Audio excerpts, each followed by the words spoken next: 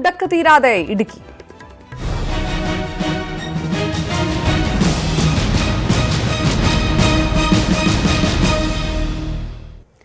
PJ ജോസഫിന്റെ ഇടുക്കി മോഹം തള്ളി കോൺഗ്രസ് ഹൈക്കമാൻഡ്. ഇടുക്കിയും വടകരയും അടക്കമുള്ള സീറ്റുകളിൽ കോൺഗ്രസ് സ്ഥാനാർത്ഥികൾ തന്നെ മത്സരിക്കണമെന്ന് ഹൈക്കമാൻഡ് നിർദ്ദേശിച്ചു. ആലപ്പുഴ MP KC വേണുഗോപാലിന് വയനാട്ടിൽ നിന്ന് മത്സരിക്കാൻ ഹൈക്കമാൻഡ് അനുമതി നൽകിയതായാണ് സൂചന. ഉമ്മൻചാണ്ടി മത്സരിക്കുന്ന കാര്യത്തിൽ രാഹുൽ ഗാന്ധി തീരുമാനമെടുക്കും. ആലപ്പുഴയിൽ നിന്ന് നാമനിർദ്ദേശം നൽകുമെന്ന് കരുതിയിരുന്ന അടൂർ പ്രകാശ് ആറ്റിങ്ങലിൽ തന്നെ മത്സരിക്കും.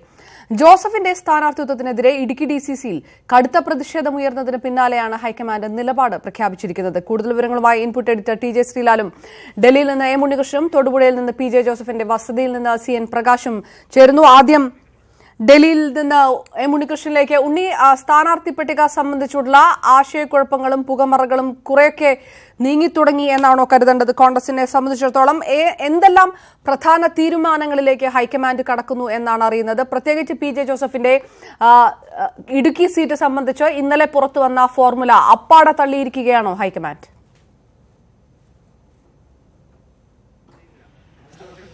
തീർച്ചയായും അപർണ, ഇന്ന് നടക്കുന്ന കോൺഗ്രസിന്റെ സ്ക്രീനിംഗ് കമ്മിറ്റി യോഗത്തിൽ കോൺഗ്രസിന്റെ സ്ഥാനാർത്ഥി പട്ടിക സംബന്ധിച്ചുള്ള രൂപമാക്കാൻ തന്നെയാണ് കോൺഗ്രസ് നേതാക്കളുടെ നീക്കം. നാളെ സ്ഥാനാർത്ഥി പട്ടിക പ്രഖ്യാപിക്കാനാണ് നേതാക്കൾ ശ്രമിക്കുന്നത്. കോൺഗ്രസിന്റെ കേന്ദ്ര തിരഞ്ഞെടുപ്പ് കമ്മിറ്റി യോഗത്തിൽ എത്രയും പെട്ടെന്ന് തന്നെ ഈ സ്ഥാനാർത്ഥി പട്ടികയ്ക്ക് രൂപം നൽകി അതിന് അംഗീകാരം നേടിയെടുക്കുക എന്നത് തന്നെയാണ് കേരളത്തിൽ നിന്നുള്ള കോൺഗ്രസ് നേതാക്കളുടെ ലക്ഷ്യം. ഏതായാലും ഇടുക്കി സീറ്റുമായി ബന്ധപ്പെട്ട് മുന്നോട്ട് വച്ചിരുന്ന ഫോർമുല പൂർണ്ണമായും തള്ളിയിരിക്കുകയാണ് കോൺഗ്രസ് ഹൈക്കമാൻഡ്. PJ ജോസഫിന് ഇടുക്കി സീറ്റ് നൽകാനുള്ള ആലോചനകളാണ് ഇന്നലെ കോൺഗ്രസിൽ സജീവമായി നടന്നിരുന്നത്. എന്നാൽ പാർട്ടിക്കകത്ത് തന്നെ വലിയ എതിർപ്പ് അത് സംബന്ധിച്ച് ഉയർന്നു. ഇടുക്കി ഘടകത്തിൽ നിന്ന് തന്നെ വളരെ ശക്തമായ വിയോജിപ്പാണ് വന്നിരുന്നത്. മാത്രമല്ല കോൺഗ്രസ് ഹൈക്കമാൻഡ് ഇക്കാര്യത്തിൽ വളരെ കൃത്യമായ നിലപാടാണ് സ്വീകരിച്ചിരിക്കുന്നത്. കോൺഗ്രസിന് സ്വന്തം നിലയ്ക്ക് പരമാവധി MP-മാരെ വേണം, സ്വതന്ത്രരെയോ മറ്റു പാർട്ടികളുടെ സ്ഥാനാർത്ഥികളെയോ പിന്തുണയ്ക്കേണ്ട സാഹചര്യമില്ല എന്നാണ് കോൺഗ്രസ് ഹൈക്കമാൻഡ് വ്യക്തമാക്കുന്നത്. അതുകൊണ്ട് തന്നെയാണ് ഇടുക്കിയിൽ കോൺഗ്രസിന്റെ സ്ഥാനാർത്ഥി തന്നെ മത്സരിക്കണമെന്ന നിർദ്ദേശം കോൺഗ്രസ് ഹൈക്കമാൻഡ് മുന്നോട്ട് വച്ചിരിക്കുന്നത്. സമാനമായ സാധ്യത വടകര മണ്ഡലത്തിലും പരിഗണിച്ചിരുന്നു. വടകരയിൽ രമയെ മത്സരിപ്പിച്ചുകൊണ്ട് കോൺഗ്രസ് അവർക്ക് പിന്തുണ നൽകണമോ എന്ന ആലോചനയാണ് നടത്തിയിരുന്നത്. എന്നാൽ വടകരയിലും കോൺഗ്രസിന്റെ സ്ഥാനാർത്ഥി തന്നെ വേണമെന്ന നിലപാടാണ് ഹൈക്കമാൻഡ് വ്യക്തമാക്കിയിരിക്കുന്നത്. അതായത് തുടക്കം മുതൽ തന്നെ കോൺഗ്രസ് ഹൈക്കമാൻഡ് പറയുന്നത് പരമാവധി സ്ഥാനാർത്ഥികളെ കേരളത്തിൽ നിന്നും വിജയിപ്പിച്ചെടുക്കണം കോൺഗ്രസിന്റെ തന്നെ ചിഹ്നത്തിൽ എന്നുള്ളതാണ്. പ്രത്യേകിച്ച് ദേശീയ തലത്തിൽ കോൺഗ്രസിന് നിലനിൽപ്പിന്റെ പോരാട്ടമായതുകൊണ്ട് എത്രയും അധികം MP-മാർ വേണമെന്നത് തന്നെയാണ് രാഹുൽ ഗാന്ധിയുടെ ആലോചനയും കണക്കുകൂട്ടലും ഒക്കെ. ആ ഒരു സാഹചര്യത്തിലാണ് ഇടുക്കി സീറ്റുമായി ബന്ധപ്പെട്ട് ഉയർന്നിരിക്കുന്ന നിർദ്ദേശം പൂർണ്ണമായും തള്ളിക്കളഞ്ഞിരിക്കുന്നത്. നേരത്തെ ഇടുക്കി സീറ്റിൽ ഉമ്മൻചാണ്ടി മത്സരിക്കുകയാണെങ്കിൽ ഉമ്മൻചാണ്ടിക്ക് പത്തനംതിട്ട നൽകി ആന്റോ ആന്റണിയെ ഇടുക്കിയിലേക്ക് കൊണ്ടുവരാമെന്നൊരു നിർദ്ദേശം പരിഗണിച്ചതാണ്. പക്ഷേ ഉമ്മൻചാണ്ടി മത്സരിക്കില്ല എന്ന കാര്യം ഏറെക്കുറെ ഉറപ്പായിട്ടുണ്ട്. അദ്ദേഹം ഇന്നലെ രാഹുൽ ഗാന്ധിയെ കണ്ട് ഇക്കാര്യത്തിൽ ഹൈക്കമാൻഡിന്റെ അനുമതി വാങ്ങുകയും ചെയ്തിട്ടുണ്ട്. ആ നിലപാടിനെന്ന് മനസ്സിലാക്കാൻ കഴിയുന്നു. അതോടുകൂടിയാണ് ജോസഫിനെ മത്സരിപ്പിക്കുന്നതുമായി ബന്ധപ്പെട്ട ചർച്ചകൾ വന്നത്. ഇപ്പോൾ ജോസഫിന്റെ പേര് തന്നെ ഹൈക്കമാൻഡ് തള്ളിക്കളഞ്ഞതോടുകൂടി കോൺഗ്രസ് സ്ഥാനാർത്ഥി ഇടുക്കിയിൽ മത്സരിക്കുമെന്ന കാര്യത്തിലേക്കാണ് ഇപ്പോൾ നീങ്ങുന്നത്. അതായത് ഒന്നുകിൽ ഡീൻ കുര്യാക്കോസോ അല്ലെങ്കിൽ ജോസഫ് വാഴക്കരോ ഇടുക്കിയിൽ നിന്നും മത്സരിക്കാനുള്ള സാധ്യതയാണുള്ളത്. ആ രീതിയിലേക്ക് ചർച്ചകൾ പുരോഗമിക്കുന്നു. ഇടുക്കിയുടെ കാര്യത്തിൽ മറ്റൊരു സീറ്റിൽ അവ്യക്തത ഉണ്ടായിരുന്നത് വയനാടിന്റെ കാര്യത്തിലാണ്. ആലപ്പുഴയിൽ നിന്ന് നേരത്തെ MP ആയിരുന്ന KC വേണുഗോപാൽ ദേശീയ തലത്തിലുള്ള ചുമതലകൾ ചൂണ്ടിക്കാട്ടി മത്സരിക്കില്ല എന്ന് അറിയിച്ചപ്പോൾ വയനാട് മണ്ഡലത്തെ ഒരു റിസർവ്ഡ് സീറ്റ് എന്ന രീതിയിലാണ് കണക്കാക്കിയിരുന്നത്.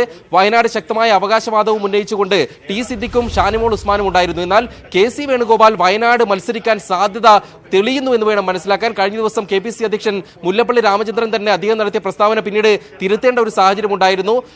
ആലപ്പുഴയിൽ മത്സരിക്കില്ല എന്ന് മാത്രമാണ് KC പറഞ്ഞതെന്ന് പറയുകയും പിന്നീട് ദുർവ്യാഖ്യാനം വേണ്ട എന്ന് മുല്ലപ്പള്ളി കൂട്ടിച്ചേർക്കുകയുമാണ് ചെയ്തിരുന്നത്.